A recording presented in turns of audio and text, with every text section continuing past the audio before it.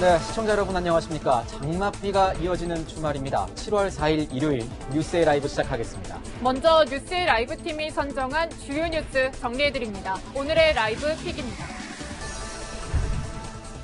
더불어민주당 대권 주자들이 어젯밤 첫 TV 토론에서 부딪혔습니다. 이재명 대 반이재명 전선 후보들이 거세게 맞붙었습니다. 경선 흥행을 위해 내놓은 국민 면접이 잠시 후에 진행되지만 정작 면접관을 제대로 찾지 못해 비상이 걸렸습니다. 윤석열 전 검찰총장과 어제 국민의힘 관계자가 만나 입당 문제를 논의했습니다. 당무의 법정 구속에 첫 정치적 위기를 맞은 윤 전 총장은 이번 주부터 본격적인 민심 행보를 시작하며 돌파구를 모색할 계획입니다. 검찰과 경찰, 언론계 인사 등에게 금품을 제공한 혐의로 수사를 받고 있는 수산업자가 과거 박지원 국전 원장에게도 선물을 보낸 것으로 알려졌습니다. 박 원장 측은 특별히 고가의 선물은 아니었다고 연루 사실을 부인했습니다.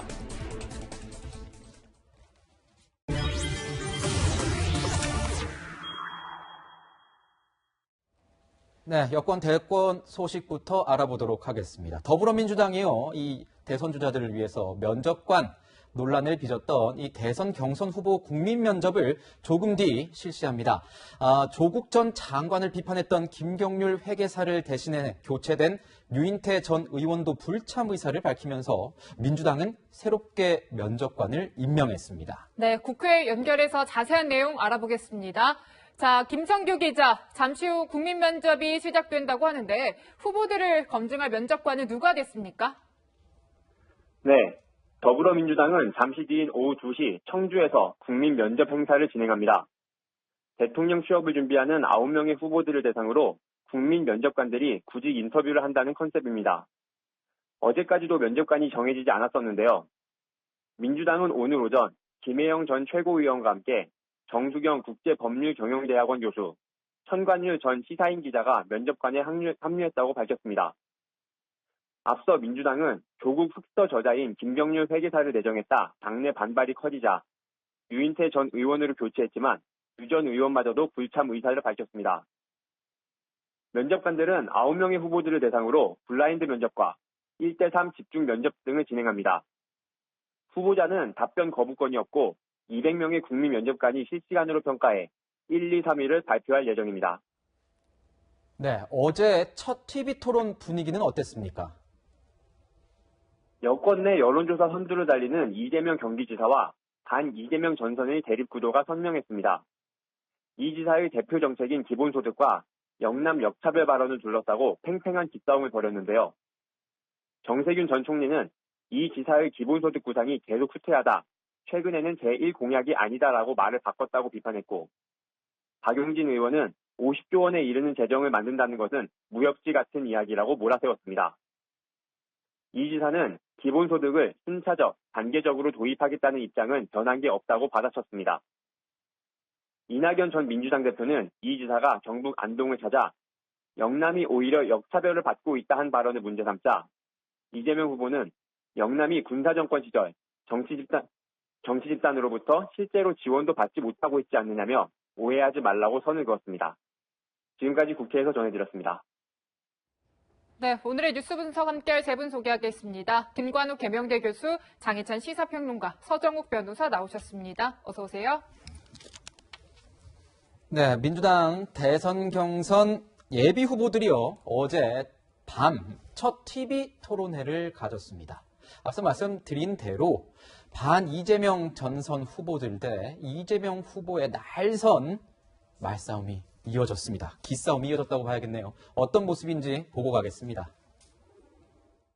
1년에 증세 없이 50조 만들어서 모든 국민들에게, 이재용 부회장을 비롯한 모든 국민들에게 8만 원씩 나눠주겠다, 이렇게 생각하고 계십니까? 나눠준다는 표현은 부적절합니다. 결국 시민들이 낸 세금이고, 대동법을 시행하는데 100년 걸렸거든요. 조세 감면분, 그다음에 세출 조정 이런 거 해가지고 50조 만들 수 있다라고 하는 얘기는 그야말로 무협지 수준의 이야기예요. 본인은 못하실지 몰라도 저는 할 수 있습니다. 그러니까 저렇게 얘기하시니까 제가 분명히 말씀드립니다. 그러니까 대곡 그것과 정부에 아마 관련해서 이 후보께서는 못하실 아니, 거예요. 100년 동안 기본소득 하시자는 얘기를 지금 뭐 하려고 벌써. 예, 박용진 후보와 이재명 후보가 기본소득과 관련된 날선 서로의 지적을 해가면서 기싸움을 벌였는데요. 자, 어떻게 보면 정책 브랜드 아니겠습니까? 이 기본소득이라는 거는 이재명 후보가 들고 나온 본인만의 정책 브랜드, 기본소득인데 이 주자들 같은 경우에는 이제 이 후보가 아니 말을 바꾼 것 아니냐, 시행하겠다고 해놓고서는 1호 공약이 아니었다고 하다니, 아니 100년 걸렸다고 하더니 천천히 진행하겠다고 하는 이런 모습은 말 바꾸기가 아니냐, 이런 지적이 있었어요. 어떻게 보셨어요? 그러니까 지금 이재명 캠프에서 내부적으로 기본소득에 대해서 우리가 엑시트를 하자, 이런 전략적 판단을 내린 것 같습니다. 실제로 이 대선 출마 선언하고 기자들과 비대면 간담회 할 때 기본소득이 내 1호 공약이 아니라는 말을 분명히 했죠. 네. 그리고 이 토론회 자리에서는 본인은 아직까지 공약을 발표한 적이 없기 때문에 기본소득도 공약에 들어가는 것이 아니다라는 말도 했습니다. 이게 미정이라고 말한 거죠. 그러나 대다수의 국민들은 사실 이재명 지사 하면 기본소득을 가장 먼저 떠올릴 수밖에 없습니다. 이렇게 거리두기를 하는 것이 어떻게 비춰질 것인가. 이재명 지사가 이제 현실성을 탑재하기 시작했다고 긍정적으로 바라볼 국민들도 있겠지만 제가 봤을 때는 이게 불리하니까 결국 대선 국면에서 기본소득을 멀리하려고 하는구나. 이재명 지사의 이 대표 정책을 버리려고 하는구나, 부정적으로 바라볼 국민들도 상당히 많은 것 같은데 그 같은 이 리스크를 앞으로 대선 경선 내내 또는 본선에서 어떻게 관리할지 좀 지켜봐야 될 것 같고요. 네. 일단 민주당이 대선 후보들 간의 토론회가 생각보다 재밌습니다. 아직까지 국민적 관심을 많이 받는 건 아닙니다만 제가 예상했던 것보다 훨씬 더 높은 수위로 서로가 서로를 비판하고 있습니다. 특히 박용진 의원 같은 경우 아주 이렇게 이재명 지사를 강하게 공격해도 되나 싶을 정도로 밀어붙이는 모습인데 이런 모습들이 민주당 대선 경선 그동안 이재명 대세론이 당연하다는 분위기에 약간씩 균열을 일으키면서 많은 국민들의 관심을 끌게 하는 그런 긍정적인 요소가 분명히 있을 거라고 생각이 됩니다. 네. 이제 호평을 해주셨는데요. 이 말 바꾸기 논란에 대해서 어떻게 저희가 봐야 됩니까? 이재명 후보가 얘기한 것처럼 공약한 적이 없다 나는, 이렇게 저희가 받아들여야 될지, 아니면 좀 고개가 갸우뚱해지는 부분은 있긴 있거든요. 그러니까 대선 후보로서 공약한 적이 없다는 얘기고, 이 기본소득에 관해서는 이재명 지사가 일관되게 그 필요성을 강조했던 거거든요. 그러니까 어떻게 보면 이제 공평한 기회를 갖기 위해서는 모든 국민이 일정한 정도의 어떤 기본적 소득이 필요하다는 것에 그 방점이 있는 겁니다. 그래서 많은 분들이 어떤 식으로든 출발점이 어느 정도 갖춰줘야지 공정한 기회가 오는 건데 그게 없으면 안 되겠다. 그래서 기본소득이 갖춰줘야 되겠다. 뭐 이런 얘기인데 이 모든 것들은 사실은 그런 역량, 지급할 수 있는 역량, 상황, 지금 코로나 상황에 상당한 부채 비율까지 올라가고 있어요. 그런데 이걸 당장에 지금 시행할 수 있는 상황이 아니거든요. 그러니까 그런 측면에서 이재명 지사가 여러 가지 상황과 역량, 여건 뭐 이런 것들을 고려한 차원에서 이 부분의 어떤 속도 조절을 좀 하는 것 아닌가. 그런데 저는 뭐 장평론가 얘기하셨지만 이 브랜드, 정책 브랜드에서 엑시트를 할 수는 없다고 봐요. 왜냐하면 지금까지 얘기했던 것들이 있기 때문에 그것을 실천력을 담보하기 위한 어떤 과정으로서 속도 조절을 하는 것이지 이거를 내려놓을 가능성은 없다고 봅니다. 왜냐하면 이재명 지사가 지금 성남시장 2기 그리고 경기지사 3년 동안 하면서 공약 이행률이 90%예요. 그러니까 이분의 방점은 뭐냐면 공약을 그냥 하는 것이 아니라 반드시 실천을 해야 되기 때문에 그 여건을 봐가면서 지금 상황을 이제 하는 것이기 때문에 약간의 어떤 속도 조절론이 가는 것이고 이렇게 유연하고 좀 탄력적으로 접근하는 데 있어서 야권이 말바꾸기다라고 얘기를 해요. 그런데 통상 야권이 여권에서 뭔가 정책을 집행하거나 뭐 이렇게 기획할 때 너무 이념적으로 접근한다. 뭐 이러면서 굉장히 그런 것들을 이제 사실은 비판해 왔거든요. 그런데 이렇게 유연하게 접근하면 또 이런 것이 바꿔졌다라고 얘기를 하는, 그러면 어느 쪽에 뭐 입장을 해야 되는 것인지, 그러니까 비판을 위한 비판보다는 실천력을 담보하는 그런 부분에서 어떤 서로의 협조 관계가 필요한 것 아닌가 이런 생각입니다. 네, 여건을 감안해서 속도 조절하는 것이지 뭐 의제를 놓친다거나 의제를 버린다거나 하는 입장은 아닌 것 같다. 이런 평가를 해주셨습니다. 네, 어제 토론회에서는 이재명 그리고 반 이재명 구도가 아주 뚜렷하게 보였지만 그중에서도 이재명 후보를 옹호하는 듯한 후보도 있기는 있었습니다. 누구일지 한번 같이 보시죠. 수시로 이렇게 말씀이 바뀌는 것 같아서 아마 국민 여러분들께서 혼란해 하실 것 같고 확실치 않은 공약으로 갈 때 과연 정권 재창출이 가능하겠는가.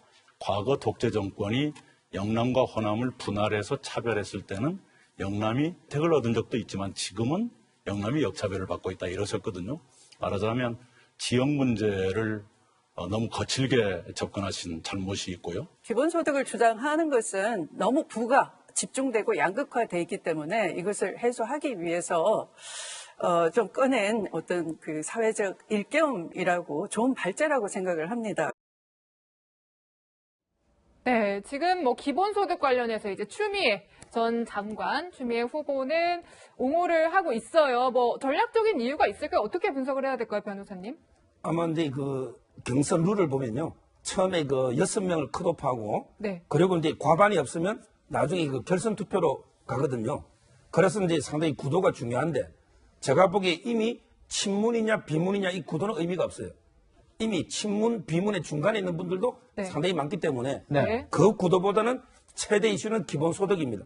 결국은 이제 정책을 가지고 기본소득에 찬성하느냐 아니면 이게 반대하느냐 이런 데 크게 두 구도가 있고 네. 추미애 전 장관은 기본소득에 대해서 긍정적으로 보기 때문에 네. 아마 이제 그 이재명 지사하고 같은 길을 갈 수가 있고 그리고 이제 그 정세균, 이낙연 이분들은 이제 기본소득에 대해서 상당히 비판적입니다. 네. 따라서 이제 그 최종적으로는 이낙연, 정세균 이런 이제 같이 가는 반 이재명 구도 네. 이런 이제 정책을 가지고 크게 두 구도로 갈라지지 않을까 이래 예상이 됩니다. 네.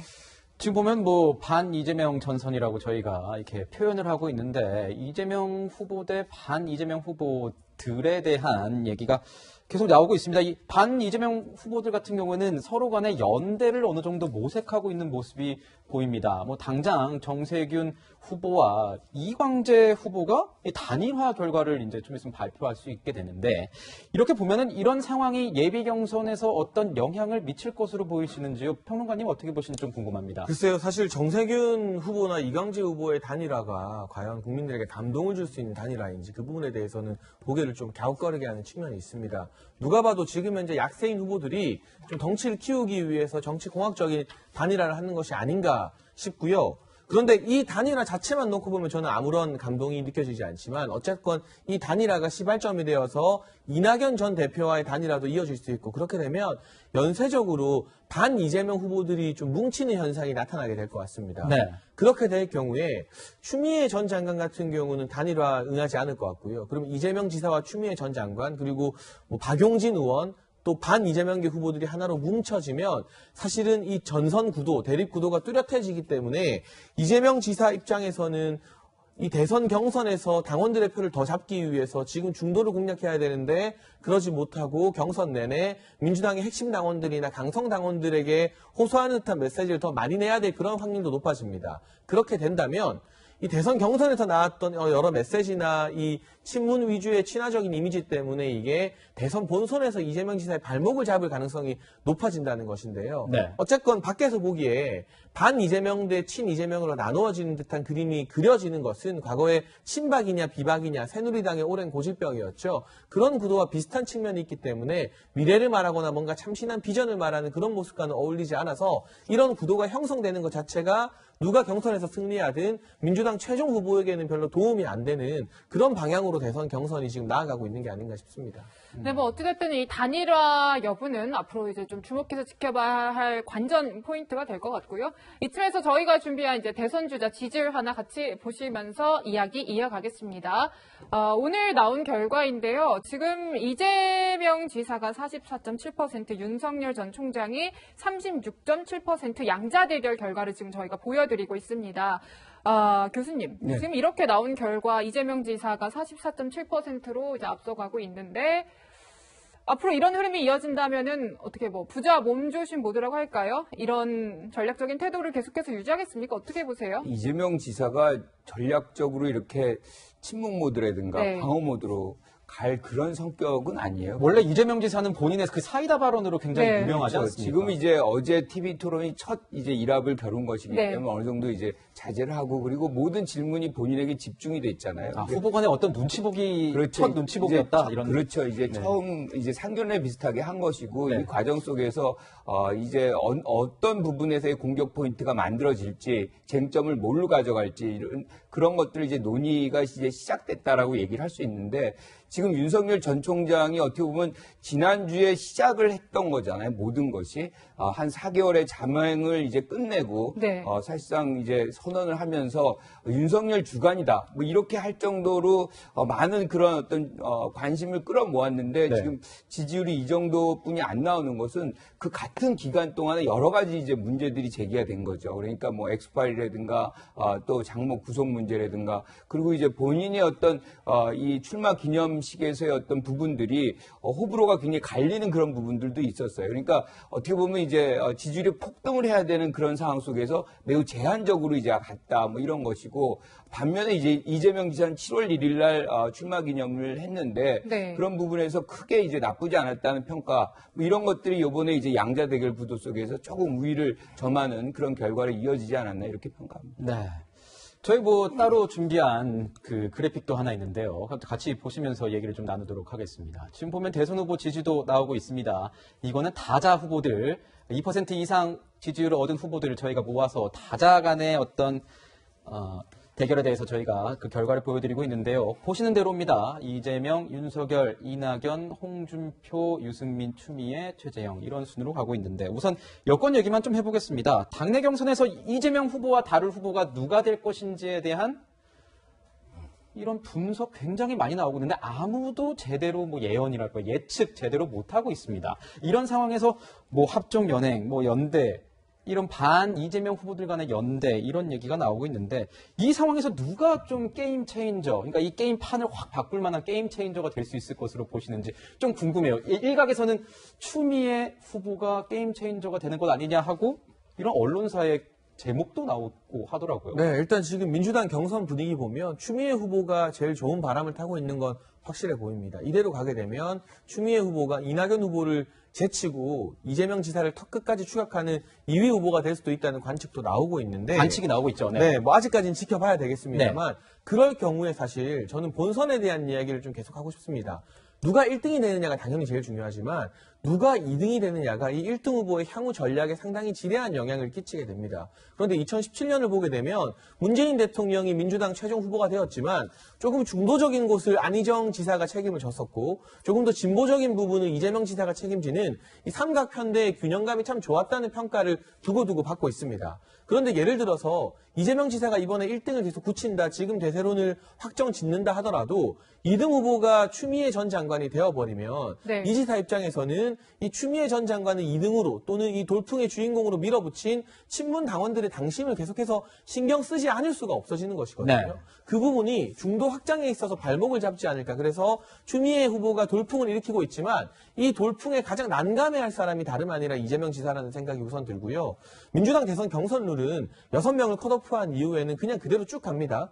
뭐 과반이 안 된다고 해서 1대1 또 따로 본선을 하거나 결선을 치르지가 않아요. 그래서 이 대선 경선 과정에 있어서 이재명 지사를 제외한 나머지 5명의 후보들이 어떻게 단일 후보를 만들어내느냐. 그래서 제가 아까 뭐 추미애 전 장관이나 박용진 의원은 단일화에 응하지 않을 가능성이 높다고 했는데 막판에 가서 단일화해야만 승리할 수 있는 가능성이 보이면 또 어떻게 될지 모르거든요. 네. 나머지 5명의 후보가 단일 후보를 만들어낼 수 있느냐 없느냐도 향후 경선에서 굉장히 주요한 분수령이 될 것 같습니다. 네, 이제 향후 경선은 지켜봐야 되겠고 이런 상황에서 불거진 논란 하나 짚어보겠습니다. 역사 전쟁이라고도 표현을 하는데요.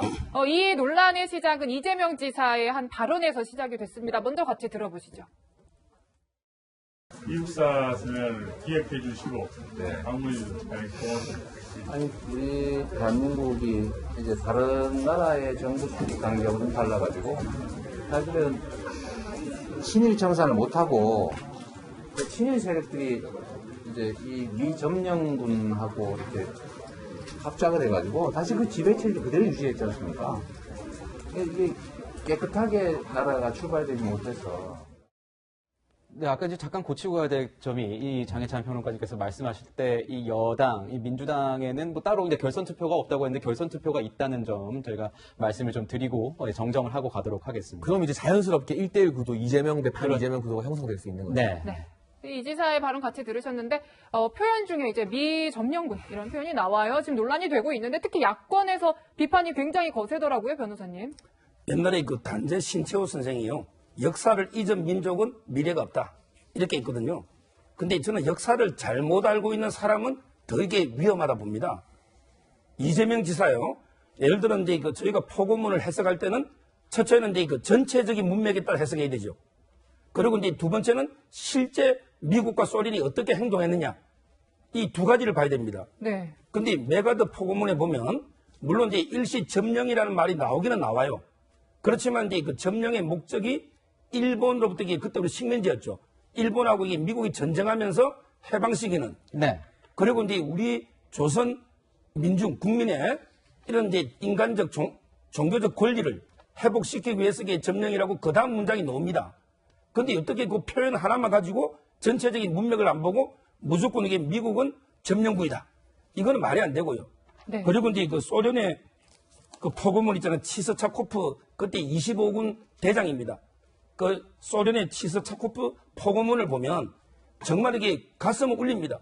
조선 민중들이 우리가 왜 붉은 군대가 왔느냐, 뭐 해방을 위해서 왔다. 말은 이게 그럴싸해요. 네. 그렇지만 이게 북한에서 소련이 실제 어떻게 했습니까? 실제 완전히 분단하면서 먼저 이게 북한의 국가를 김일성 내세워서게 한 거 아닙니까? 이런 게 역사적인 팩트가 있는데 무조건 이게 문맥에 따라 소련은 해방군이고 미국은 점령군이라면 이걸 이게 고등학생 김원웅 강복회장도 그 말 했거든요. 이재명 지사 저는 정말 충격적이고 이거야말로 이게 역대급 저는 잘못된 말이다. 이렇게 저는 봅니다. 네, 지금 야권 인사들 아까 보셨겠지만 이 지사의 발언에 대해서 이제 역사 인식에 문제가 있다고 지적을 했습니다. 보면 원희룡 지사 같은 경우에 미국이 정령군이면 우리는 소련 편에 섰어야 했느냐.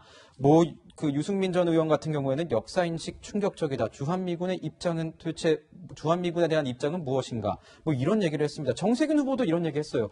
아니 검증에는 여야가 따로 없는데 약간 이런 발언을 하는 것 자체가 민주당 후보답지 않다 이런 얘기도 나오고 불안하다 후보로서 이렇게 내부에서도 지적이 나오고 있는 상황입니다. 교수님이 보시기엔 어떠세요? 이 역사관이라고 할까요? 이재명 후보의 역사관. 불안하다는 일각의 지적 어떻게 봐야 됩니까? 정치적으로 너무 해석을 좀 편향적으로 하고 있다라고 생각을 합니다. 그러니까 그 당시 미군의 정식 명칭이 점령군이에요. 그 포고문에도 그렇게 나와 있습니다. 뭐라고 나와 있냐면 38도 이남의 조선 영토를 점령한다. 그러니까 미군 군 점령군으로 이제 이제 명칭이 이렇게 돼 밀리터리 어쿠페이션이라고 명확하게 되어 있거든요. 그래서 그 당시 점령의 대상은 우리나라가 아니고 사실상 우리가 식민지 상태에 있었기 때문에 일본을 점령한 거거든요. 그래서 소련은 이제 이북에 이제 38도 이북에 38선 이남에 이제 미군이 점령한 그런 개념 속에서 점령군이라는 단어를 미군 스스로가 씁니다. 그런데 이 부분을 갖고서 이제 굉장히 정치적으로 이 지사를 좀 몰아가는 그것이 당 내외에서 이제 벌어지고 있는 것인데 이분들 다 사실은 알고 있는 부분이거든요. 그리고 지금 서정욱 변호사가 사실관계를 지금 섞어서 얘기하시는 부분이 있어요. 김원웅 광복회장이 뭐라고 했냐면 미군은 점령군, 소련은 해방군이라고 얘기를 했어요. 이거는 김원웅 회장의 얘기고 지금 이재명 지사는 미군이 점령군이다. 그거 소련에 대한 언급은 아예 없습니다. 그래서 그 부분을 이제 섞어서 이제 설명을 하시면 안 된다. 그건 이재명 지사의 어떤 얘기를 사실상 왜곡시키는 부분이 있기 때문에 바로 잡아야 되는 것이고 그런 상황 속에서 우리가 지금 얘기를 이재명 지사가 얘기하고 싶어 하는 거는 사실상 그 해방 정국 이후에 미군의 어떤 군정이라든가 이것이 네. 일제의 어떤 잔재와 맞물려서 이것이 이루어지다 보니까 철저하게 식민지 상태를 벗어나지 못했다. 뭐 이런 부분에 이육사 시인을 추모하면서 얘기했던 부분들을 너무 정치적으로 좀 활용하고 있다. 뭐 이런 생각이 좀 듭니다. 네, 이 뭐 역사관 논란은 앞으로도 좀 논란이 이어질 것 같고요. 지금 오늘 논란이 참 많습니다. 국민 면접 진행이 돼요. 민주당에서 오늘 오후에 진행이 되는데 여기서도 또 하나 문제가 생겼습니다. 일단 같이 목소리 들어보시죠. 제가 민주당 대선 후보 합방 면접에 면접자로 들어가기로 했어요. 제 나름대로도 좀 많은 고민 끝에 주변 분들과 상의하고서 이렇게 나가기로 이제 결심을 하고 민주당 분들과 약속을 했죠. 우리 나간다고 했다가 아까 6시 반경에 이제 보도를 봤는데 뭐 민주당에서도 정정 보도를 냈다고 하는데 뭐 제가 사의를 표명했다고 하는데 그러지는 않았고요. 왜 교체가 됐느냐? 사실 지금 민주당을 좌지우지하는 거는 우리 친문 세력. 차라리 허경영을 면접관으로 데리고 오세요. 이런 말도 있네. 그것도 못 견디고 일개 면접관조차도 본인들 마음에 안 들면 빼야 되겠다라고 하는 그런 정당은 정말 민주정당인지. 네, 조국 학서의 저자죠. 김경률 회계사가 이제 면접관으로 내정이 됐다가 논란 끝에 철회가 됐습니다. 그래서 이제 관련 발언이 나오고 목소리를 들은 건데요, 평론가님. 지금 뭐 보니까 이제 후폭풍이 계속 이어지고 있고 이제 김 회계사도 조국의 굴레 이런 표현을 썼더라고요. 어떻게 보십니까? 그렇죠. 사실은 김경률 회계사가 갑자기 면접관에서 취소가 된 건 무엇보다 조국 전 장관을 강력하게 지지하고 있는 친문 당원들의 반대 여론 때문이었을 겁니다. 일단 민주당의 일 처리 방식에 상당히 문제가 있죠. 사람을 이렇게 불렀다가 사전 협의도 없이 취소됐다고 뭐 해임했다 뭐 아니면 사퇴했다고 동의도 없이 발표하는 건 예의가 아닌 것이고요. 아직까지도 저는 민주당이 조국이라는 강을 건너지 못했다고 생각을 합니다. 조국 전 장관은 본인 스스로 자신은 강이 아니라 강을 건너게 하는 뗏목이라는 표현을 썼는데 많은 민주당 주자들, 특히나 이낙연 전 대표나 정세균 전 총리, 추미애 전 장관 같은 주자들은 여전히 조국 전 장관 잘못한 거 없다. 검찰의 일방적인 잘못이다. 이런 주장을 공개적으로 내고 있는 상황 아니겠습니까? 이 상황에서 지금 이재명 지사는 최근에 아주 상식적인 발언을 했습니다. 검찰 수사가 과잉됐다 하더라도 이 법적인 위반 부분, 실정법 위반한 부분이 나오면 조국 전 장관 가족이 책임져야 된다. 근데 그 발언을 했다고 민주당의 다른 대선 주자나 당원들로부터 공격을 받고 있어요. 아니 조국 전 장관이 대체 누구이길래 그럼 실정법 위반했는데도 책임을 안 져야 되는 그런 존재인 건가요? 실정법 위반하면은 누구라도 국민 누구도 예외 없이 책임을 져야 되는 게 맞죠. 근데 그런 발언조차 지금 민주당 내부에서 통용되지 못하고 있는 현실이 바로 김경률 회계사를 통해서 한 번에 드러나는 것인데 이 문제를 대선 경선 과정에서 완벽히 털어버리지 못하면 그러니까 조국의 강을 건너지 못하면 보수 정당이 지난 4년 내내 탄핵의 강을 제대로 건너지 못해서 어려움을 겪었던 그 똑같은 반복, 강성 지지층의 목소리가 과잉 대표되면서 중도층과 무당층이 외면하게 되는 그 똑같은 나쁜 굴레에 민주당이 탑승할 수 있다는 위기의식을 좀 가져야 될 것 같습니다. 네, 지금 보면 김경률 회계사, 그리고 김소연 뉴닉 대표, 그리고 유인태 전 국회 사무총장이 모두 사임을 하게 되면서 면접관들이 줄줄이 이제 대체자로 바뀌는 이런 상황이 됐습니다. 자, 여기서 보면 추미애 후보가 이런 얘기를 했습니다. 자, 반역사적이고 자학적이며 불공정한 처사라고 말을 하면서 이제 유인태, 김혜영 두 면접관을 아마 겨냥한 것 같은데 추윤 갈등, 그러니까 추미애, 윤석열 갈등을 동조하고 독설과 비난을 쏟아낸 분이 저를 검증하고 평가한다고 한다. 의사 안중근을 일본 형사에게 검증과 평가를 하라고 하면 테러리스트라고 할 것 같지 않으냐. 교수님, 네.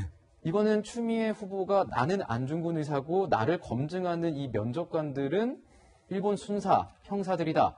이렇게 얘기한 것으로 보인다. 라는 지적이 나오는데 어떻게 보세요?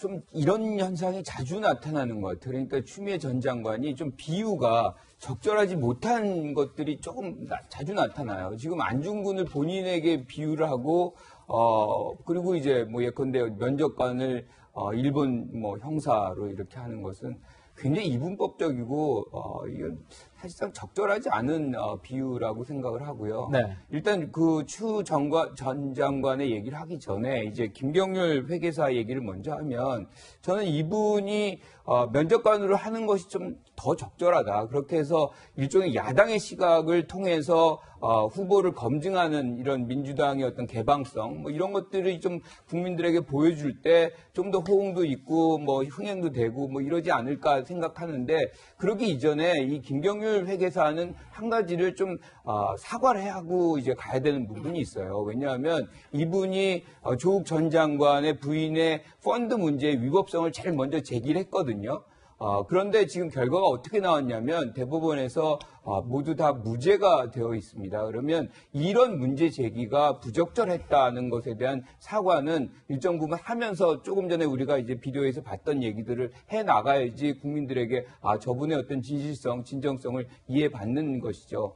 다시 이제 추 전 장관 얘기로 돌아오면 지금 굉장히 극단적인 어떤 비유들을 하는 것이 추 전 장관의 어떤 말의 무게가 사실상 국민들에게 확산될 수 있느냐의 문제에서 굉장히 저는 회의적이거든요. 그러니까 오히려 사실상 조금 더 이제 완만하고 사람들이 좀 인정할 수 있는 그런 단어들을 좀 쓰고 비유도 그렇게 해야지 이렇게 본인을 안중근 의사에게 다른 분들 좀 본인의 어떤 검찰 개혁의 과정에서 좀 비판적이었다는 김혜영 전 의원 같은 경우에게는 이런 형사, 그것도 일본 형사의 어떤 이 낙인을 찍는 이런 부분들은 굉장히 극단적인 어떤 모습인 것이고 한국 정치 문화에도 굉장히 부적절한 효과를 보일 수밖에 없다는 부분에서는 저는 잘못된 처사다 이렇게 생각합니다. 네, 조국 전 장관이나 뭐 이제 부인 정경심 교수에 대한 재판은 계속 이제 진행 중인 상황이니까 어떤 결과가 나올지 또 지켜봐야 될 것. 근데 대법원에서 무죄 판결이 난 거기 때문에 최종심이죠, 그거는. 네, 그래서 이제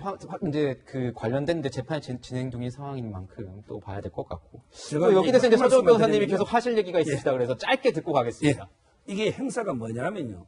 대통령 취업준비생 국민 면접이에요. 취업준비생. 자, 그럼 이게 앵커님이나 기자님도 이게 면접 보고 입사했죠. 근데 면접관이 마음에 안 들면 취업준비생이 면접관 바꿔줘. 이게 요구됩니까? 말이 안 되잖아요. 어떻게 면접관이 주고 면접 당하는 취업준비생이 면접관이 마음에 안 든다고 다 교체해달라. 이게 말이 되느냐는 거죠. 저는 이제 국민의 쓴소리도 들어야 되기 때문에 이래서 이게 어떻게 중도로 확장될지 걱정입니다. 네. 네, 논란 끝에 면접관은 김혜영 전 최고위원, 또 정수경 교수, 천관율 기자로 선정이 됐다고 합니다. 오늘 오후에 치러지는 국민 면접 어떻게 진행될지는 한번 같이 지켜보시죠. 예, 저희는 야권, 대권 소식으로 좀 넘어가 볼까 합니다.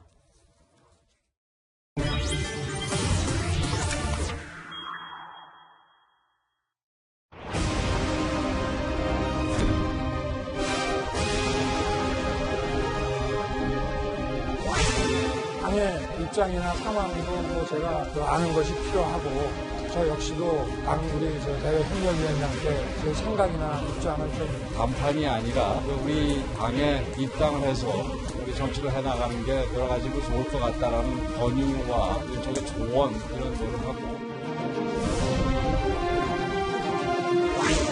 그때 국민들 실망시켜드리지 않고 힘을 모으기로 했습니다.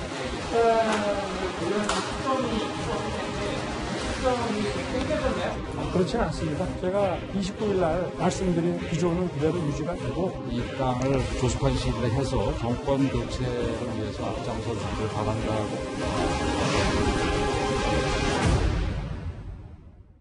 네. 뭐 보시는 대로입니다. 어젯밤에 일어난 일이죠.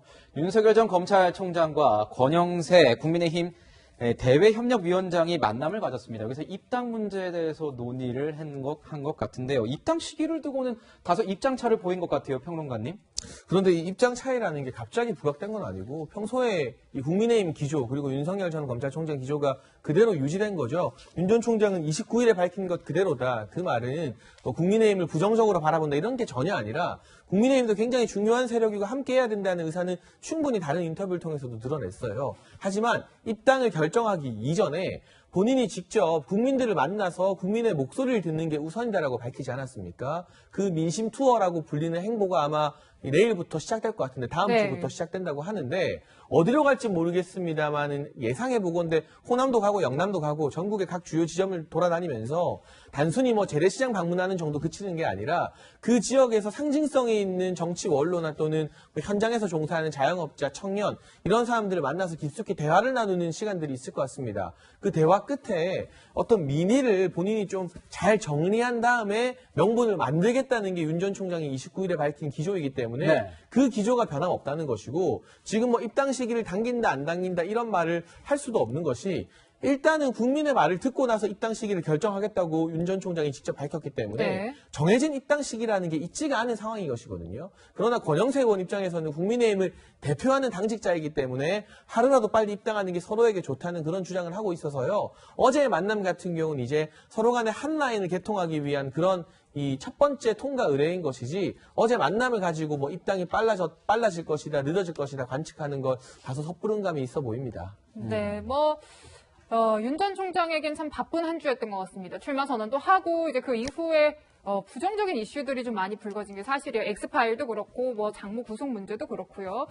이런 일들이 있으니까 이제 이준석 대표는 한 인터뷰에서 이렇게 얘기를 했더라고요. 네거티브 대응에 상당히 약한 점을 드러냈다. 그러면서 어느 순간 당 경선과 당에 대한 의존도가 높아질 것이라고 본다. 이렇게 밝혔던데 사실 뭐 윤 전 총장이 방금 분석해 주셨다시피 입당에 대해서는 어느 정도 시간을 갖겠다고 입장을 이미 밝혔으니까 상황이 이렇다고 또 쫓기듯이 입당하는 건 또 아니지 않겠습니까? 어떨지 모르겠어요. 변호사님 어떻게 보세요? 저는 이제 윤 총장이 그 두 가지 때문에 그 입당을 좀 미루고 있다 보는데요. 네. 첫째는 이제 그 중도라든지 그 진보층까지 잡겠다. 예를 들어 이제 국민의힘에 입당하면 중도나 진보층이 이탈할 수 있잖아요. 이 우려가 하나 있고요. 네. 그리고 이제 두 번째는 만약에 입당하면 야당 내에서도 그 비판의 십자포화를 받아요.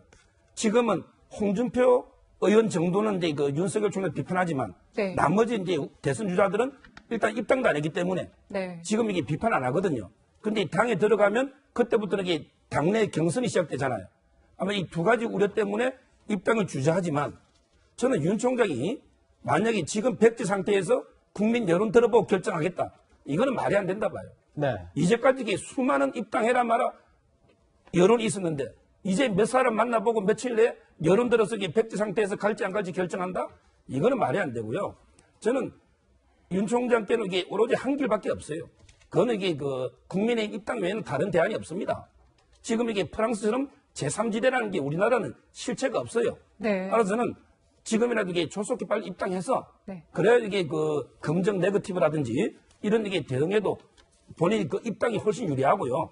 지금 당내 기반이라든지 이런 걸 위해서 이게 더 이상 머뭇하지 말고 빨리 이게 입당해야 된다. 저는 이래 봅니다. 윤 전 총장이 뭐 국민의힘 입당을 고민하는 이유가 이제 최근에 장모가 이제 법정 구속이 되면서 이 입당을 빨리 해야 될지 아니면 입당 시기를 어떻게 늦춰야 될지 이런 얘기가 나오는 것 같습니다. 그 먼저 윤 전 총장 어떻게 이 장모 구속 사건에 대해서 생각하고 있는지 그 목소리를 들어보도록 하겠습니다. 국가와 국민을 받들기 위해 나선 사람이고 제 주변의 일에 대해서 사적인 그런 입장을 표현하는 것은 그거는 맞지 않습니다. 제가 말씀드렸듯이 제 주위든 누구든 간에 법이 적용되는 데 있어서는 늘 공평하고 엄정해야 된다 하는 뭐 그런 생각을 가지고 저 살아왔습니다. 자, 윤 전 총장 정치적 첫 위기다 이런 얘기가 나오고 있습니다. 장모 얘기를 좀 해봐야 될 것 같은데요. 지난 2012년에 의료기관 개설 자격이 없는데도 이 의료재단을 설립하고 요양병원 개설과 운영에 관여했다는 혐의 받고 있습니다. 요양급여로 한 20억대 부정수급 의혹이 있다. 그런데 일각에서는 이런 얘기 나옵니다. 아마 윤 전 총장 측에서는 이렇게 법정 구속까지 될 사안이라고 생각은 안 했던 것 같아요. 1심 판결을 두고 이 장모의 사건이 사위인 윤 전 총장에게 어느 정도의 영향을 미칠 수 있을까? 갑론을박이 이어지고 있는 것이 사실입니다. 이 상황에서 여야는 어떻게 생각하는지를 저희가 먼저 듣고 장해찬 평론가의 분석을 한번 들어보도록 하겠습니다. 본인께서 최순실 박근혜를 구속 기소하실 때 썼던 논리가 경제 공동체 이론, 묵시적 동이론이었습니다. 본인의 문제가 아니고 장모님의 문제인데다가 사위는 100년 손님 아닙니까? 재판 진행 상황도 이제 1심 판결이고. 자, 여권에서는 이렇게 나오고 있습니다. 경제 공동체니까 장모가 문제가 있었으면 사위도 문제가 있다 이렇게 얘기를 하고 있는 거고, 야권에서는 아니 100년 손님 아닌가, 아니 장모가 문제가 있다고 사위까지 이렇게 문제를 삼는 거는 연좌제 아니냐 뭐 이런 얘기까지 나오는데요. 어떻게 보십니까, 평론가님? 장모님 재산 혹시 어느 정도인지 아세요? 저 개인적인 질문은 잘 모르시죠. 받지 않겠습니다. 대부분의 대한민국 남자가 잘 모를 겁니다. 장모님이 무슨 일을 하시는지, 재산이 어느 정도 되는지 그걸 알아보고 결혼하는 사람 잘 없지 않나 하는 게 국민 여론인 것 같고요. 그리고 여기서 핵심은 윤석열 전 검찰총장이 검사로서의 지위를 이용해서 이 사건이 과거에 무혐의 처분을 받는데 도움을 줬느냐가 쟁점인 겁니다. 네. 하지만 윤 전 총장이 개입했느냐 여부를 가지고 서울중앙지검에서 수사를 했는데 고발 각하 처리를 내놨습니다. 이게 언제의 일이냐? 이성윤 고검장이 서울중앙지검장일 때의 일인 겁니다.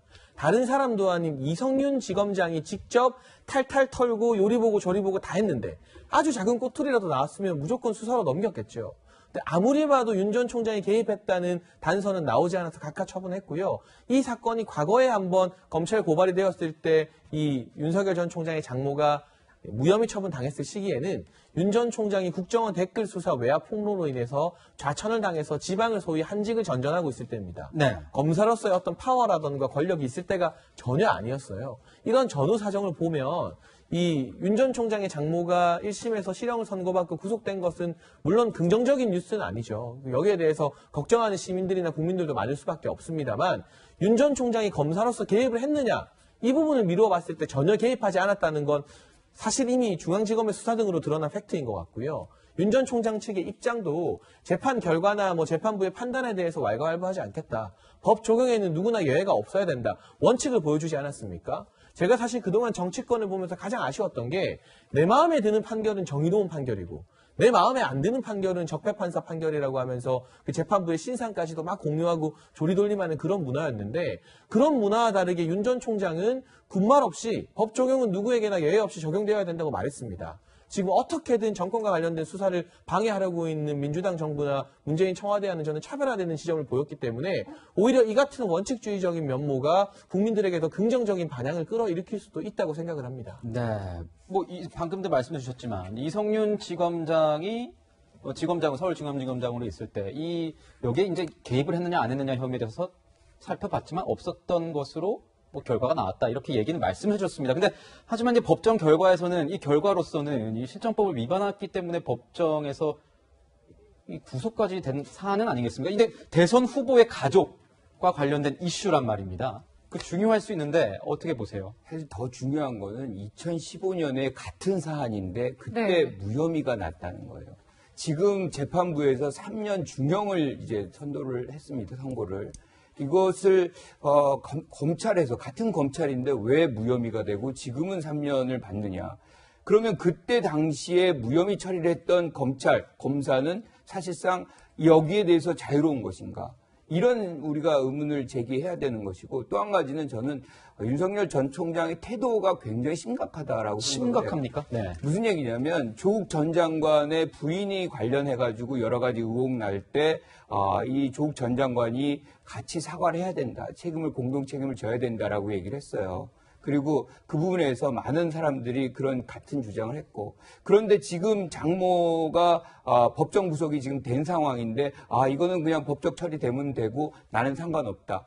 이게 지금 평론가 얘기대로 그 장고 증명을 갖고서 결혼하지는 않습니다. 몰라요. 장모 재산이 얼마인지는. 그런데 그 이후에 재판이 계속돼요.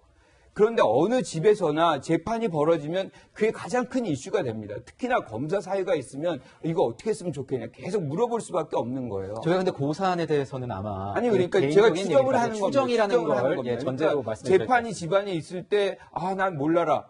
그것도 사위가. 그럴 수 있는 집안이 몇 집안이나 되는지 저는 그게 의아스러운 거예요. 그렇다니까 그런 점을 본다면 저는 이렇게 후계자 입장 또는 제3자 입장에서 나는 모른다 이렇게 할 것이 아니라 이 부분에 대해서 일정 부분 사과를 먼저 하고 그 다음에 어떤 상황에서 나는 몰랐다 이렇게 얘기를 하는 것이 조금 더 국민들에게 호응을 얻는 것이지 지금 저렇게 나랑 아무 무관한 얘기라고 얘기한다는 것은 조국 전 장관 사례하고는 너무 동떨어진 얘기라 이게 공감대를 얻기 굉장히 어렵습니다. 그래서 이 부분에 관해서는 윤석열 전 총장이 좀 생각을 고쳐야 된다 이렇게 생각합니다. 네, 지금 상황이 윤 전 총장을 둘러싼 사법 리스크다 이렇게 표현을 해야 될까요? 지금 장모 관련 재판이 하나가 결과가 좀 나왔지만 사실 다른 재판들도 좀 있고요.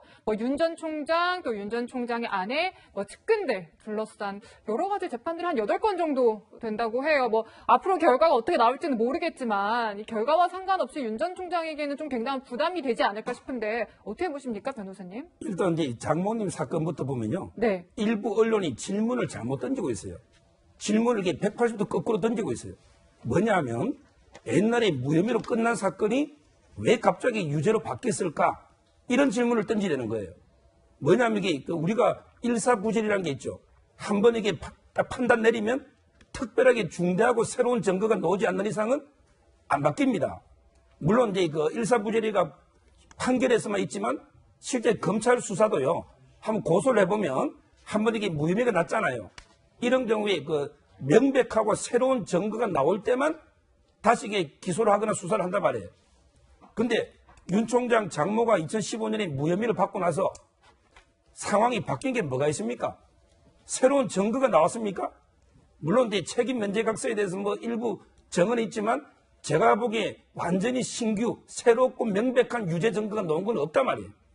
오로지 윤석열 총장이 대선 후보로 우뚝 선 거 이 변화 외에는 없어요. 그러다 보니까 저는 그때 무혐의된 게 정치적으로 이성윤 중앙지검장이 관할도 이게 중앙으로 가져온 거예요. 그래서는 무리하게 기소를 했다. 이게 정치 수사 아니냐 이렇게 보고 있고요. 그다음에 법원도 문제예요. 옛날에 그 공범, 주범 3명 있죠. 3명 중에 2명이 집행유예 받았습니다. 네. 근데 윤석열 총장 장모는 돈을 빌려주고 그 돈을 이렇게 받기 위해서 명의만 올리는 거 아닙니까? 그래서 근데 어떻게 형량이 3년의 법정 구속이 나올 수가 있습니까? 기존의 주범 2명도 집행유예 아닙니까? 따라서 저는 과연 이게 김명수 대법원장 체제의 사법부는 전적으로 신뢰할 수 있느냐? 이런 게 의문을 제기하고요. 그 다음에 8가지 지금 앵커님이 그 의혹을 했지만 이게 새로운 게 있습니까? 이 검증을 누가 했냐 말이에요. 옛날에 조국 전 민정수석이 검증했고 청문회 할 때 야당이 의혹 제기할 때 여당 의원들이 다 이게 방어했지 않습니까? 근데 이제 와서 갑자기 상황이 바뀌었다고 다시 이게 재수사하는 게 과연 이게 법치주의, 법적 안정성 측면에서 타당하냐? 저는 이렇게 법리적으로 문제를 제기하는 거예요. 네. 소정 변호사님께서 일부 법리적인 뭐 문제 또 말씀해 주셨지만 일부에서는 그 개인적인 의견을 전제로 말씀해 주셨다는 점, 저희 시청자 여러분들께서도 유의하시기 바라겠고요. 자, 이런 상황에서 윤 전 총장 리스크 뭐 이것뿐만이 아니죠. 뭐 엑스파일 관련된 리스크 있었습니다. 그런데 이 엑스파일과 관련해서요. 학교에서 시험을 봤는데 이 엑스파일과 관련된 문제가 나왔습니다. 근데 대학교도 다른 데도 아니고 중고등학교 이런 교육기관에서 나왔다고 합니다. 관계자 얘기를 먼저 듣고 어떤 내용인지 좀 얘기를 나눠보도록 하겠습니다. 정치적인 그 부분에다가 이렇게 줄을 이렇게 그어가지고 원안을 제출하셨더라고요. 그 부분을 이제 지우라고 했는데 이 선생님께서는 내용을 지우라는 게 아니고 그 줄 그은 거를 지우라고 한 걸로 잘못 알아들었다고. 자, 이겁니다. 이제 한 학교에서 시험 문제를 냈는데 이 서답형, 이 서술형이라고 해가지고 이제 얘기가 나오는 겁니다. 최근 정치권에 윤석열 엑스파일의 장모와 처, 이준석의 병역 비리 등의 쟁점을 염두에 두며 공직자에게 필요한 덕목을 정약용의 목민심서에 근거해서 70자 이내로 서술하시오. 평론가님, 이런 정치 편향성 문제, 시험 문제 냈다는 거 예전에도 있긴 있었던 걸로 기억이 납니다. 이런 게 계속 나오는 이유는 뭘까요?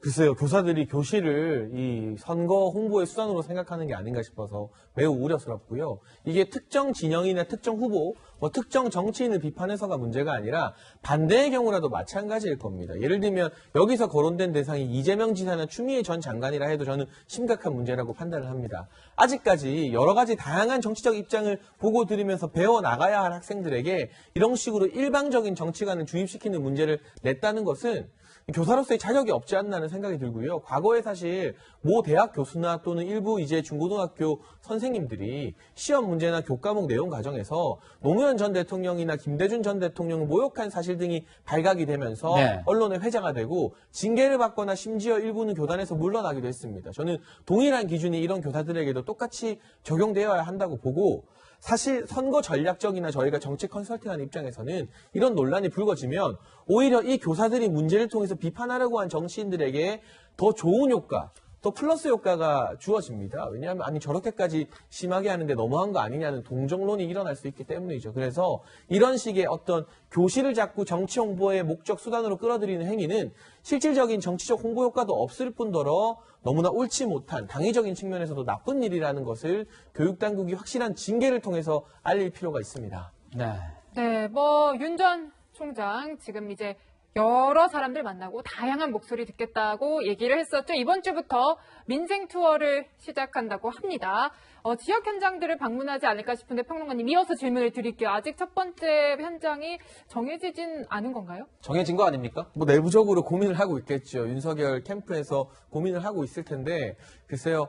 뭐 어디로 갈지는 잘 모르겠습니다만 저는 지역보다는 인물의 방점을 맞춰봐야 될 것 같다. 예를 들면 그 지역에 갔다는 것도 대단한 상징성을 띠겠습니다만 그 지역에서 누구를 만나느냐. 누구요? 윤석열 전 총장이 사람을 만날 때 짧게 만나는 스타일이 아니거든요. 사실 대화 나누는 걸 굉장히 좋아하는 것으로 알려지고 있고 한 번에 보통 아무리 못해도 2시간, 3시간 또 1시간 정도를 그냥 요식행위가 아니라 깊은 대화를 나누는 것으로 유명하기 때문에 누구를 만나느냐에 따라서 아마 여러 가지 상징성이 도드라지지 않을까 싶습니다. 네, 그렇군요. 자, 이런 상황에서 이 윤석열 총장과 같이 가는 사람이 있습니다. 최재형 전 감사원장인데요. 이 감사원장과 관련된 이 원외 인사들의 굉장히 이제 집중하는 모습이 좀 있습니다. 원외 인사들이 무슨 얘기 하고 있는지 한번 들어보도록 하겠습니다. 윤석열 전 검찰총장은 붕괴하고 있다고 저는 직감하고 있습니다. 민낯이 드러나고 있고 오래 버티지 못하는 것 아닌가 하고 생각합니다. 윤석열 전 검찰총장 이제 대선 후보가 됐죠. 제가 허위를 기반으로 해서 과장되다 추용 갈등을 일으킨다 하고 좀 섭하지만 이 자리에 계신 분들도 혹시 그렇게 믿지 않으셨나요? 고도의 정치 중립, 생명과도 같은 자리를 박차고 나오는 헌법기관인 감사원장, 반헌법, 반법치의 도전장을 내민 겁니다. 이건 있어서는 안 될 되게 망측한 일이고요. 민주주의의 어떤 확고한 정신을 우리가 꽉 잡아야 된다. 자, 이낙연 후보나 추미애 후보 이 당 외에 이제 여권 인사들이 이렇게 얘기를 하고 있습니다. 윤석열 총장에 대해서도 그렇고 최재형 원장에 대해서도 그렇고요. 자, 이렇게 나를 세우고 있는 입장은 그만큼 뭔가 존재감이 어느 정도는 느껴지기 때문 아니겠습니까? 야권 후보로서의 어떤 경쟁력이 어느 정도 있다 보니까 그런 견제의 어떤 의미에서 이분들의 행태를 좀 지적을 하고 있는 것 같아요. 그런데 저는 그 지적에 대해서는 사실 적절하다고 봅니다. 왜냐하면 윤석열 전 총장이나 최재형 전 원장 같은 경우는 임기가 보장된 권력기관장이었거든요. 이거는 이제 임기를 보장시켰다는 건 정치적 중립을 갖고서 보장받으면서 이제 그 정치적 중립성을 이제 어떻게 보면 이제 실천하라 뭐 이런 어떤 메시지가 가장 큰 것인데 여기에 반해서 이거를 중도에 사퇴했다. 그리고 이제 중도에 사퇴하는 것에서 그치지 않고 선거에 출마했다는 거거든요. 그렇게 되면 이 조직들이 어떤 정치적 중립성이라는 것이 근본적으로 훼손될 수 있는 것들이 생기는 거거든요. 그런 측면에서는 매우 부적절한 것이고 이 부분에 관해서는 지속적으로 아마 비판을 받을 가능성이 높다 이렇게 생각합니다. 네, 지금 최재형 전 감사원장 지지 선언도 곧 있다라고 하고요. 앞으로 어떻게 될지 모르겠습니다. 이제 윤 전 총장의 입당, 밀당 그리고 사법 리스크 중심으로 분석해봤습니다.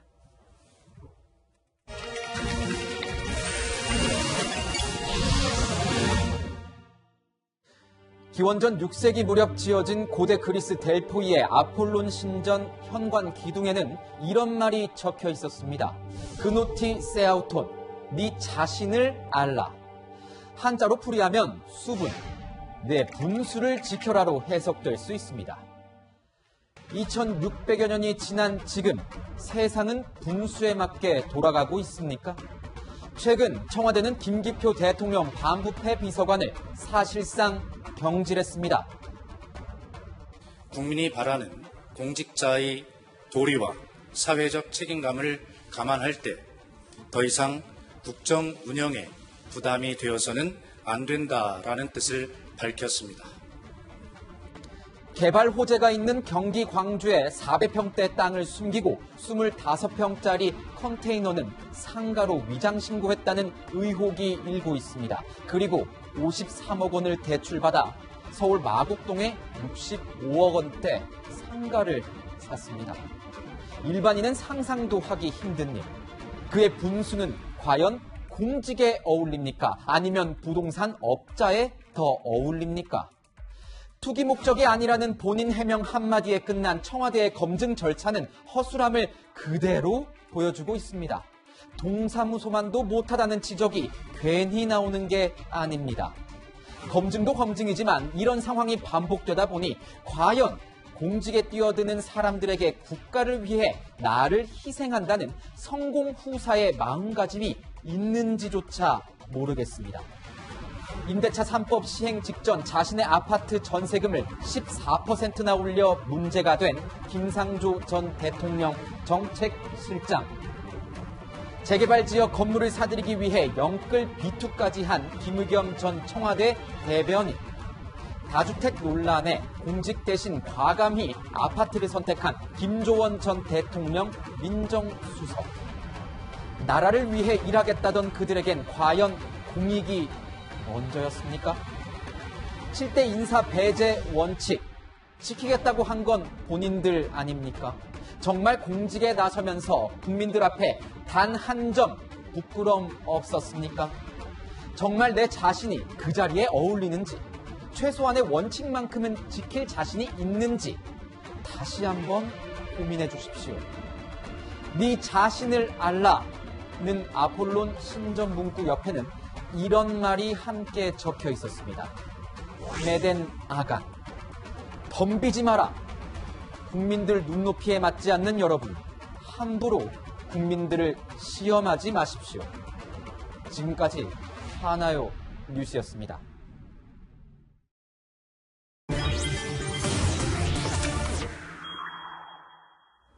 네, 이번 주를 달군 핫 이슈 살펴보도록 하겠습니다. 자, 현직 중견 검사와 언론인 등에게 금품을 줬다는 혐의로 자칭 수산업자가 경찰에 체포돼 조사를 받고 있습니다.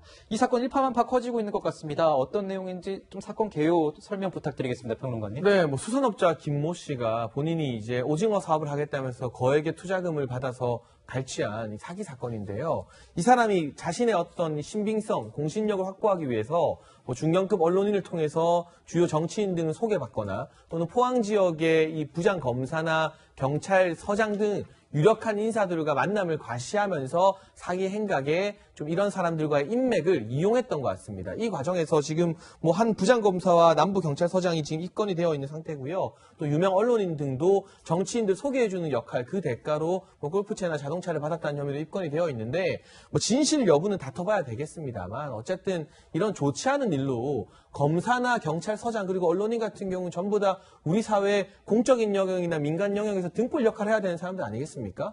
이런 일에 연루되었다는 것 자체가 얼굴 들기 힘들 정도로 부끄러운 일입니다. 네, 지금 이게 정말 일파만파라는 표현이 딱 맞는 게 박지원 국정원장 이름까지 거론이 되고 있어요. 그러니까 보도에 따르면은 식사도 하고 선물도 받았다라고 하지만 사실 이제 박지원 원장 측에서는 이제 부인하고 있는 거잖아요, 변호사님. 근데 그때 김영란법이에요.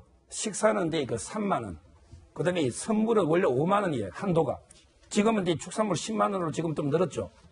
근데 문제는 제가 박지원 원장께 세 가지만 질문하면, 자, 첫째는 식사 있잖아요. 지금 이게 수산업자라는 사람 있잖아요, 가짜. 이분이 110몇 억 사기 범죄로서 돈을 이렇게 엄청나게 많이 뿌린 이런 로비로 많이 쓴 사람이에요. 과연 이게 식사를 하면서 그때 국회의원이죠. 근데 과연 3만 원짜리 미만의 식사를 했을까? 이걸 이게 의문을 해결해야 되고요. 그 다음에 두 번째는요, 선물인데, 이 사람이 이게 가짜 수산업자가 박지원에게 혼자한테만 선물 보내지는 않겠죠. 선물을 이게 똑같은 선물을 몇십 명, 몇백 명한테 뿌릴 수 있잖아요. 그럼 이게 굳이 박지원 의원한테만 싸게 5만 원짜리 밑에 싼 걸 이게 보냈을까요? 똑같이 이게 다른 사람이 만약에 비싼 걸 받고 이게 서류가 있다면, 이 부분도 저는 박지원 원장은 이게 고가가 아니라지만, 근데 다른데 여러 몇백 세트는 몇십 세트를 동시에 뿌렸다면, 그럼 이게 다른 건지 그것도 이게 확인을 해봐야 되고요. 마지막으로 이게 제가 의문을 제기하는 거는 한 번 이게 우연히 소개받아 만나가 끝인데 어떻게 집 주소를 알죠? 집 주소를 이게 모르고 몰래 알았다가 선물 보내면 화냅니다. 집 주소를 이게 본인이 안 가르쳐 주면 어떻게 집으로 이게 선물을 보낼 수가 있습니까? 보통 이게 친분 없이 집으로 선물 보내기 한 번 딱 우연히 만나서 보내기 어렵잖아요. 그 점도 저는 좀 더 성실하게 해명해라. 이렇게 요구하는 거예요. 네, 질문 형식으로 논평을 해주셨는데 개인적인 이런 어떤 의견이 전제가 돼 있는 측면도 있습니다. 그래서 이 박지원 국가정보원장 측의 입장도 저희가 좀 전해를 드려야 될 것 같습니다. 자, 보시면서 말씀드리겠습니다. 김 씨가 인터넷 언론사를 운영하고 체육계 쪽에서 일한다고 소개를 받아서 덕담을 건넨 정도고 선물을 받은 적은 있는데 특별히 고가이거나 기억에 남는 선물은 아니다. 이게 아마 이제 측근들의 입을 통해서 이렇게 해명성 얘기가 나온 것 같습니다. 자, 이런 상황에서 좀 궁금한 건 이런 겁니다. 이제 이게 정관계 인사들로까지 번져가는 그런 모습일 수도 있을 것 같은데 이 김 씨라는 사람이 어떻게 보면은 이전에는 이 생계형 사기 등으로 좀 아마 범죄를 일으켰던 소위 이제 자범이라고 불렸던 사람인 것 같은데 어떻게 정관계 인사까지 이렇게 퍼져갔느냐 의문이 좀 들지 않습니까? 그 교도소에서 이 기회가 만들어집니다. 이 사람이 이제 사기죄로 이제 교도소에 들어가 있는데 그때 또 이제 징역형을 받고서 복역을 하던 전직 언론인을 만나요. 거기서 이제 이런 정치 얘기를 하고 나와서 자기가 모 전직 의원, 중진 의원입니다. 야당의 빅팬이다. 좀 소개시켜달라. 뭐 이렇게 해가지고 확산이 된 것 같아요. 그런데 그러면 이제 다른 분들은 어떻게 살게 됐느냐. 그러니까 이 중진 의원들의 소개를 받게 되면 거기에서 신뢰가 생기거든요. 이 사람 소개면 굳이 뭐 내가 다른 걸 검증 안 해도 된다. 약간의 어떤 신뢰가 형성이 되면서 그것이 언론계, 검찰, 경찰 뭐 등등의 확산이 돼가지고 그런데 이제 여기서 우리가 느낄 수 있는 것은 아직도 구태가 그냥 반복적으로 나타난다. 반복되고 있다. 그러니까 뭐 향응 받는 거는 기본이고 거기다가 뭐 예컨대 골프채니 중고차니 등등의 우리가 평범한 사람들은 상상할 수 없는 물건들을 이제 받는 것들이 지금 발생하고 있는 것은 아직도 이런 어떤 어떻게 보면 여론 주도층이잖아요. 주도층의 어떤 이 도덕적인 결함, 불감성 뭐 이런 것들이 여전히 남아있다는 것을 볼 수 있는 것이고 저는 이번 것들이 아직 끝난 것이 아니라고 봐요. 이게 수사가 계속 확대될 가능성이 있다. 그러니까 네. 여기에서 그칠 가능성은 오히려 적다고 보기 때문에 이런 기회에 뭔가 이 끝을 보는 그런 수사를 경찰은 좀 해야 되겠다 이런 생각합니다. 네, 지금까지 정치, 언론, 법조까지 일파만파 퍼진 이 수산업자 스캔들 분석해봤고요. 세 분 말씀은 여기서 마무리하겠습니다. 감사합니다.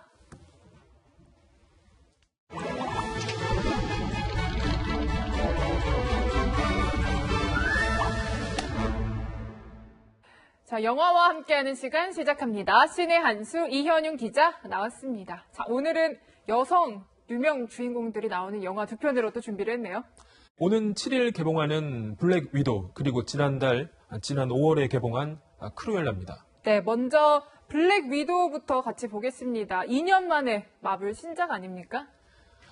스파이더맨 파프롬 홈 이후 첫 마블 영화인데요. 누적 수익 200억 달러, 우리 돈 22조를 넘은 만큼 팬들도 많아서 이들 영화적 세계관을 일컫는 MCU, 마블 시네마틱 유니버스라는 말이 생겨날 정도인데요. 지난 2010년 아이언맨 2를 시작으로 캡틴 아메리카와 어벤져스 등 시리즈 7편에 나온 이 러시아 스파이 출신의 여성 히어로입니다. 영화는 그 어린 시절부터 시작됩니다. I'm sorry. We had our orders and we played our role. It wasn't real. It was real to me. 네, 10년 동안 7편의 작품 만에 드디어 처음으로 단독 주연 영화인 거죠? 네, 배우로선 행운이지만 이 다른 히어로들에 비해선 다소 늦은 솔로 무비입니다. 주연 배우 스칼렛 요한슨의 말입니다. Very few actors can say that they've worked on a character for 10 years and then suddenly have this chance to delve deep into the inner workings of this person. 네, 다른 마블 시리즈와는 다른 이 블랙 위도우만의 특징은 어떤 거죠? 인간성을 배제한 채 이 전사로 키워져야만 했던 나타샤 로마노프가 이번 어벤져스를 만나기 전에도 가족이 있었다는 걸 깨닫는 여정입니다. 초능력이 없어서 맨몸 액션을 해야 하고요. 스카이다이빙 등 아슬아슬한 액션 장면이 조금 더 현실감이 있어 보입니다. 프랜차이즈라는 말까지 듣는 마블 시리즈지만 이 시기 극장 대형 화면으로 영화를 봐야 할 이유를 주는 작품이기도 합니다. 네, 이 블랙 위도우는 히어로의 과거를 다뤘다면 이어서 볼 영화죠. 크루엘라는 또 악녀의 과거를 다룬 작품이잖아요. 그렇습니다. 1961년에 제작된 101마리 달마시안의 개에서 강아지들을 훔쳐서 모피코트를 만들어낸 인물이 크루엘라인데요. 배트맨의 숙적 조커를 그린 2019년 영화 조커처럼 유명한 악당의 과거를 재창조했습니다.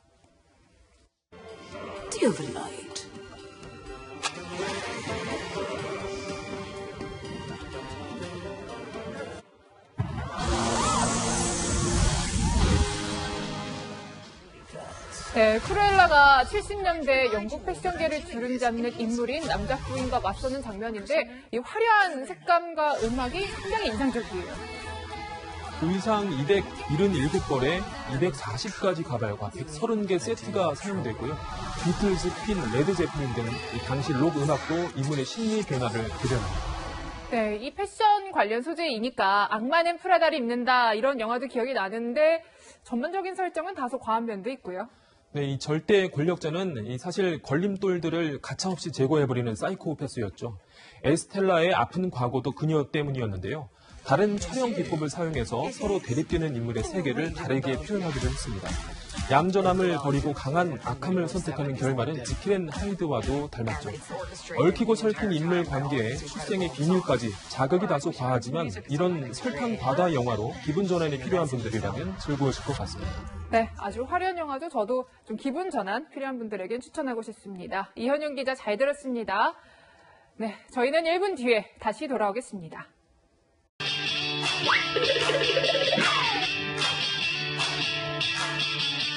이번 주 이 뉴스만큼은 꼭 알아야 된다. 저희가 미리 뽑아봤습니다. 주요 뉴스를 미리 보는 시간이죠. 앞으로 뉴스입니다.